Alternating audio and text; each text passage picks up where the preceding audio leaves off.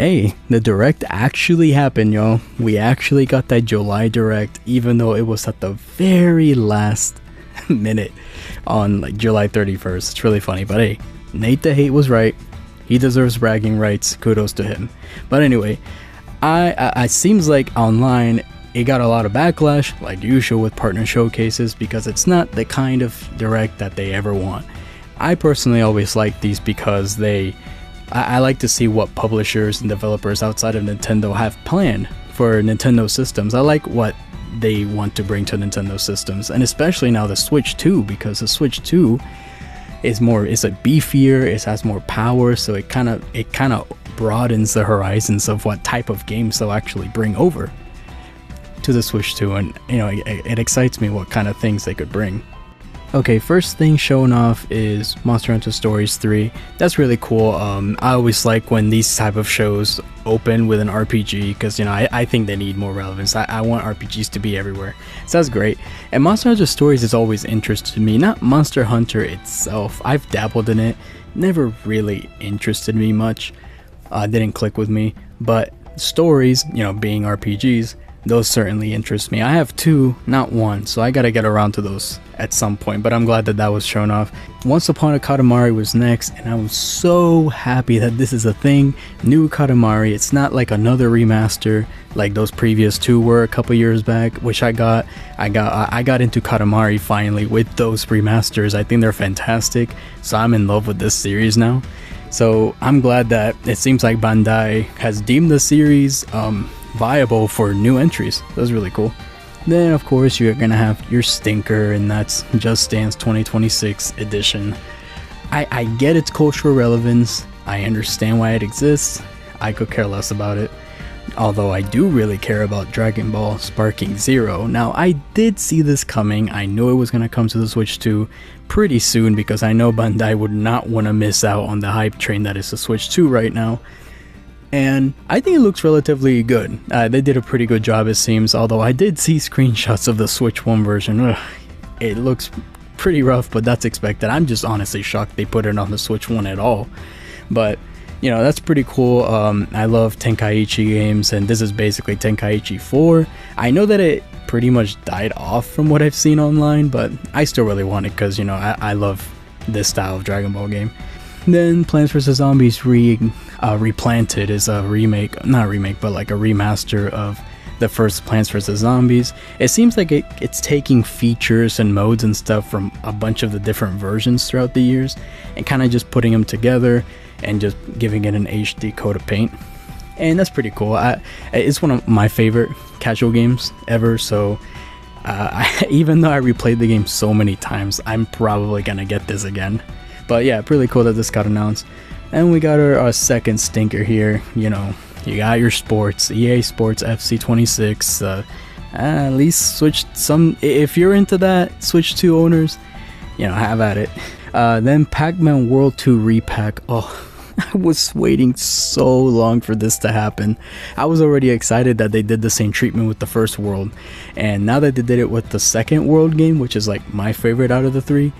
Oh my god, and it looks so good too. The environment itself looks a little rough, I will admit, but like everything else, it's really solid. And they even brought in the voice actor from the third Pac-Man World game, and that's really cool for some new dialogue in this second game. Really, really happy about this. Then Final Fantasy Tactics, the Ivalice Chronicles, if I said that right. I think this got revealed in that one State of Play a little while ago, not too long ago, which was a really cool reveal.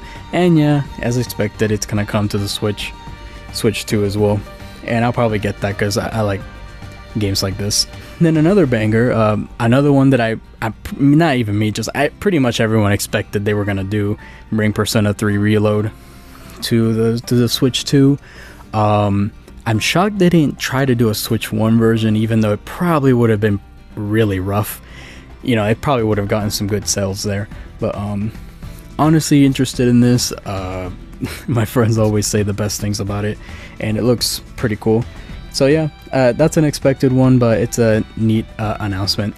And then Hyrule Warriors Age of Imprisonment. Now I haven't played. Now I'm currently playing Breath of the Wild, so I'm finally trying to get into this whole like Breath of the Wild verse, So I'll get around to Age of Calamity and Tears of the Kingdom and eventually Age of Imprisonment. So I'm really interested in this, like, this whole story arc and lore and everything.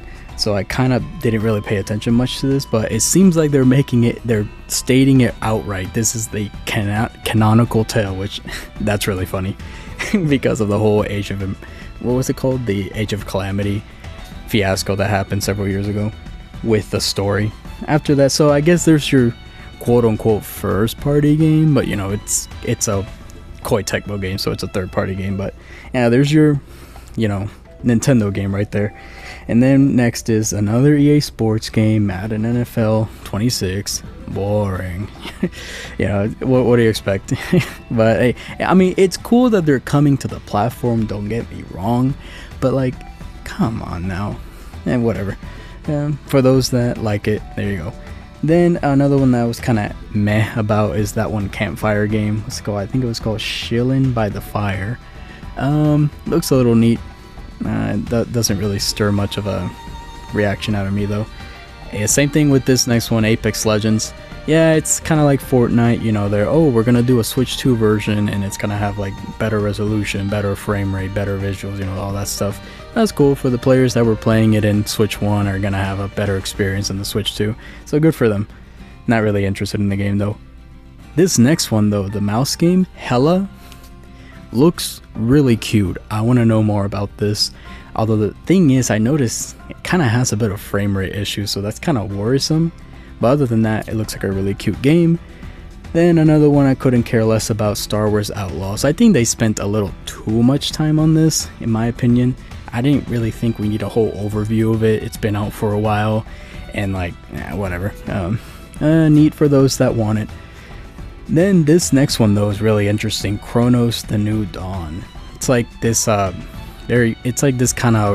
this horror game that has these creatures, and sometimes like if you defeat a creature, another monster can like absorb it and become even more monstrous and evolve. That's such a cool concept. I like the way this looks. I like these atmospheric horror shooter games, so I need to keep an eye out for that one. Then they showed off Yakuza Kiwami 2. It's like, okay, yeah, the first one came out on the Switch 1, although I heard that performance-wise wasn't the best. And so yeah, Kiwami 2 is coming to Switch 2. That's really cool. And of course, also Kiwami 1 is being released on Switch 2, obviously with like better visuals and performance and stuff. So that's neat. You know, more Yakuza. I'm glad that Nintendo is finally letting in some of that Yakuza, you know, craze into their systems. And then there's a quick highlight reel. I don't really have much to say about this. You know, there was Goodnight Universe, NBA Bounce. That one looked very goofy and cute, so I like that one. Hello Kitty Adventure, Wheat Flower Wonderland. Yeah, they really just keep making these, huh? It's I guess really popular. Romancing Saga 2 Remake Switch 2 Edition. I might get that. I might get the Switch 1 copy and then buy the upgrade pack. And then Shinobi Art of Vengeance. Again, I'm so happy that this series is back with a new entry, and it looks so amazing. It looks so amazing. And then Borderlands 4, of course, being the last thing in the highlight reel, and I don't really care, honestly. But hey, it's cool that they're just from the get-go releasing the new Borderlands on the Switch 2. It's kind of giving a statement there. And then there was the last thing, the last two things I would say, which is Square Enix. Now this part is so funny because I've seen online people non-stop like complain how it's just back-to-back HD 2D games, and now they're like, oh, HD 2D is oversaturated, way too much HD 2D games, they look ugly, I don't get it. Look, it is only one team that is making these in Square Enix in the entire gaming industry, and you can count them in both hands. That's it, like even just one hand. There are not that many of these, and I don't think they look ugly. People are just hating them just to hate. Honestly, it's getting kind of annoying. I think The Adventures of Elliot, the Millennium Tales, looks pretty cool. It's an action RPG, kind of reminds you of like Ys and a bit of Zelda. So that one has me pretty intrigued. It's just for Switch 2. And then of course you have Octopath Traveler 0, more Octopath Traveler. I will say that they really are pushing this series hard, which is cool. I'm glad it became its own big franchise at this point. I think this specifically retools the story and world of the mobile game that shut down a while ago and kind of made it into a full PC console RPG. So that's neat. And yeah, that was the partner showcase.